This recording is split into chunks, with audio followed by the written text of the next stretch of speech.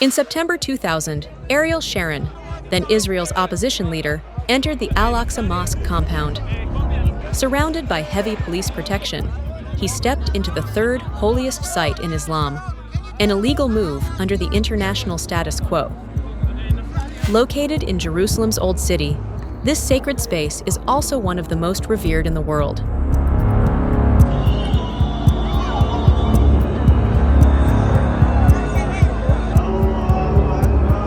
I'm sure that the sovereignty over the Temple Mount, it's in our hands now. It will be in our hands in the future. That will be the future. Sharon's move wasn't just a provocation. It was a deliberate assertion of Israeli sovereignty over Israeli occupation in East Jerusalem. Massive protests erupted almost instantly, quickly escalating into the mass resistance movement we now know as the Second Intifada. This illegal visit became a symbol of the dramatic collapse of peace negotiations, igniting years of deepening oppression and bloodshed.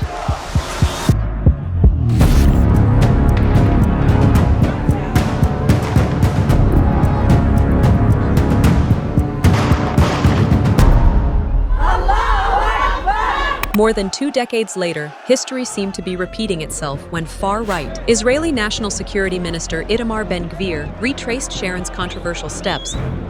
But this time, the provocation was conducted as an official government visit. Ben-Gvir has trespassed the site multiple times since 2023, with each visit triggering soaring tensions and emboldening other illegal Israeli settlers to enter the sacred compound. לעם ישראל. הר הבית פתוח לכולם. עולים כאן מוסלמים, נוצרים, וכן, גם יהודים. גם יהודים.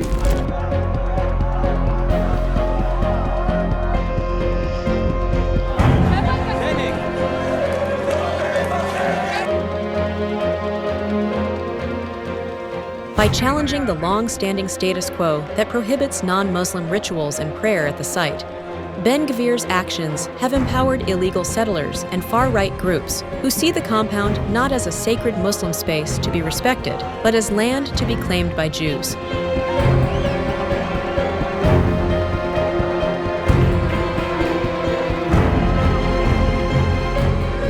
These visits, generally carried out in a raid-like style, have accelerated into a pattern of open and deliberate provocations since 2024.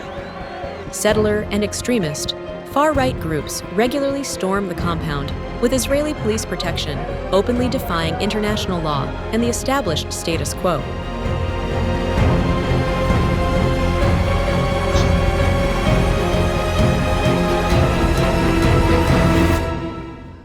These groups sometimes openly advocate for the demolition of the sacred mosque so that a third temple can be constructed in its place, believing that rebuilding this hypothetical Jewish third temple on the site is essential for the advent of the Messiah. They wish to hasten what they see as a divinely ordained future.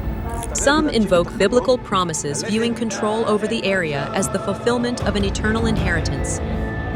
And some advocate for the restoration of ancient Jewish temple rituals, including animal sacrifice, believing such acts are divine commandments.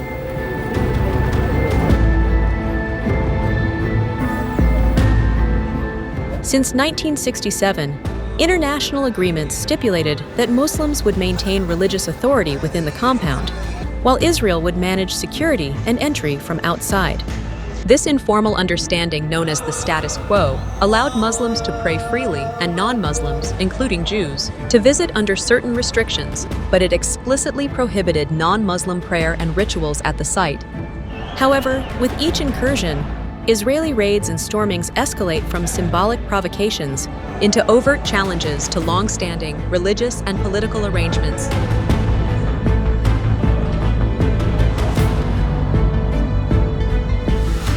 These developments have drawn sharp international condemnation, including from the United Nations and the European Union.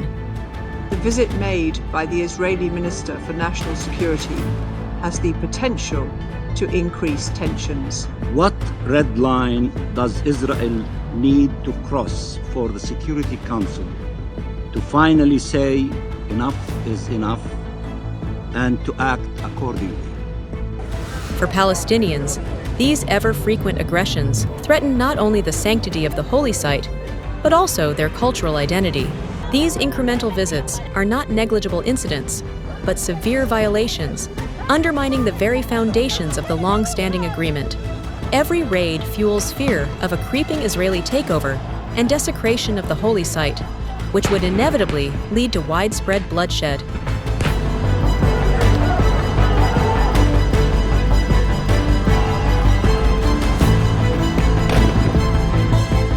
From Ariel Sharon's heavily guarded visit in 2000 to the routine incursions led or encouraged by figures like Ben-Gvir, Israeli extremist raids into the Al-Aqsa Mosque compound have become more than symbolic gestures. They are clear violations of international law, actions deemed illegal by the global community, and for millions of Muslims around the world, they are regarded as a deep provocation, an assault not only on a sacred place, but also on the sanctity of the site and on Islam itself.